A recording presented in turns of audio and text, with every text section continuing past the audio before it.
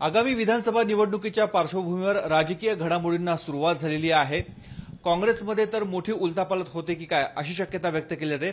विधान परिषद निवडणुकीमध्ये ज्या आमदारांनी क्रॉस वोटिंग केलं होतं असा संशय आहे, त्या आमदारांना यंदाचं विधानसभेचं तिकीट मिळणार नाही अशी चर्चा सध्या मुंबई आणि दिल्लीमध्ये सुरू आहे। याचपैकी संशय असणारे एक आमदार हिरामण खोसकर आपल्यासोबत आहेत।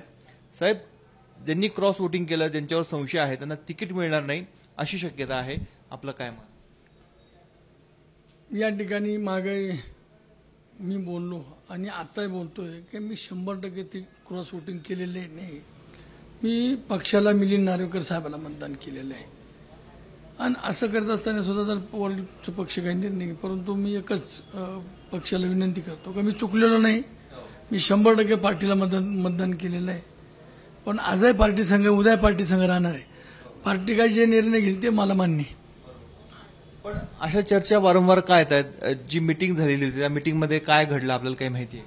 नाही तर काहीच घडलं नाही। तर थोरात साहेबांकडे गेलो, थोरात साहेबांनी सांगितलं, मी थोरात साहेबांना वस्तुस्थिती सगळी सांगितली की साहेब आम्हाला 7 लोकांना मतदान तुम्ही जर मिलिंद नार्वेकर साहेबांना करायचं सांगितलं, त्या रूममध्ये आम्हाला तुम्ही काही मतदान कसं करायचं काय करायचं तर तुम्हीच नेत्यांनी सांगितलं, त्या पद्धतीने मी मतदान केलं।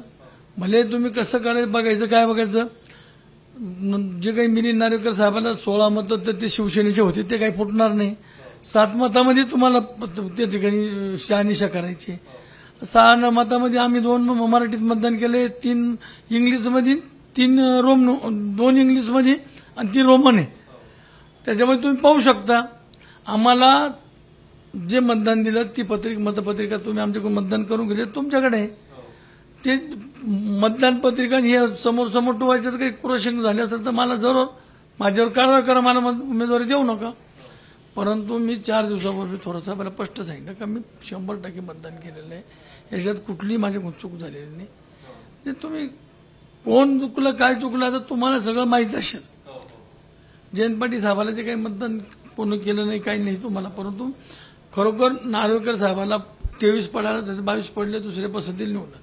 आता 23 पैकी 16 मतं हे साहेबांचे होते, उद्धवचे ते तर फुटलेच नाही, ते त्यांचे मतं। 7 मतामध्ये मतं फुटले।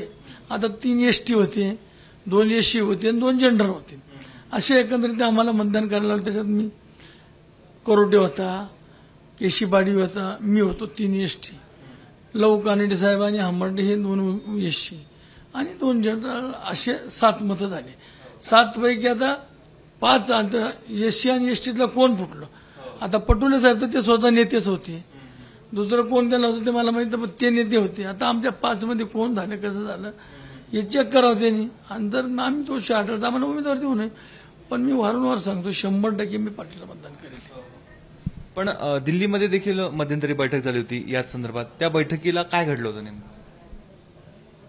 आणि त्या बैठकीत त्यांनी सांगितलं की आम्ही आता थोरात साहेबांनी सांगितलं की आम्ही आधी जे काही घडलेलं आहे, कोण फुटलं काय फुटलं, आम्ही शहानिशा करू आणि मग तुमचा उमेदवारीचा विचार करू। म्हणलं पण मला ओरिजिनल सांगा की बाबा खरोखर फुटलेलं पण नसेल उमेदवारी द्यायची तर मग तसं सांगा, असं मी स्पष्ट बोललो। पण मला साहेबांनी 100% पॉझिटिव्ह शब्द दिलेला आहे। नाना पटोलेंशी काही बोलणं झालंय तुमचं मध्यंतरीच्या? संपत नाना तालुका अध्यक्ष आणि माळीमामा स्वतः गेले, त्यांच्याशी चर्चा पण केली।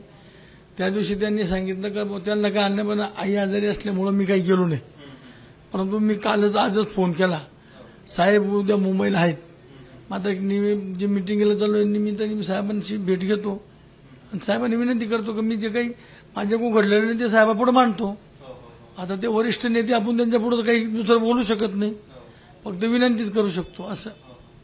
पण आता तुमची भूमिका काय असणार आहे तिकिटाच्या संदर्भात? तुम्ही अजून कोणाशी चर्चा करणार आहे का? आणि समजा तिकीट जर नाकारण्याची वेळ आली, पक्षाने तिकीट नाकारलं तर तुम्ही काय करणार? आता 2च नेते, थोरात साहेब आणि पटोले साहेब, आता राहुलजी पर्यंत आपण पोहोचू शकत नाही। उत्तर महाराष्ट्र काही झालं तर उमेदवारी उत्तर महाराष्ट्र थोरात साहेब फायनल करणार। मंदिर सोडून कळसावर जायचं, पहिले मंदिराला खाली मंदिर म्हणजे थोरात साहेबालाच विनंती करावं लागेल। थोरात साहेबांनी विनंती तर मी पक्ष संघ 100% राहील। ही चर्चा वारंवार का होते? म्हणजे आज देखील अशीच चर्चा झाली। आता का होती का कशामुळं होती? आता मला सगळे आमदाराचे फोन येऊन गेले, हंबर्डेचे फोन आले, आता ते 2 आमदार तर ओपनच गेले, तो विषयच नाही. बाबा सिद्दीकी आणि अंतापूरकर ते तर दोन्ही गेले, पण आमचे तिघाचे का नाव आहेत हेच मला काही कळत नाही. आणि इतर आमदारांची काय चर्चा होते तुमची, त्यांची काय घालमेल चालू आहे? नाही, त्यांचं मग शांत मग बुवा खरं कारवाई झाली म्हणजे बा कारवाई झाल्यानंतर त्यांनी शहानिशा करावं मग कारवाई करावा. जर आम्ही 100% पार्टीला मतदान दिलं तर काही त्याच्यावर चर्चा विषयच नाही ना. हे आहेत हिरामण खोसकर. पुन्हा एकदा हिरामण खोसकरसह ज्या आमदारांवर संशय आहे, ज्यांनी क्रॉस वोटिंग केलं असा संशय आहे, त्यांना यंदाचं उमेदवारीचं तिकीट मिळणार नाही अशी शक्यता असताना हिरामण खोसकर यांच्याकडनं पुन्हा एकदा स्पष्टीकरण दिलं जात आहे की त्यांनी क्रॉस वोटिंग केलेलं नाहीये.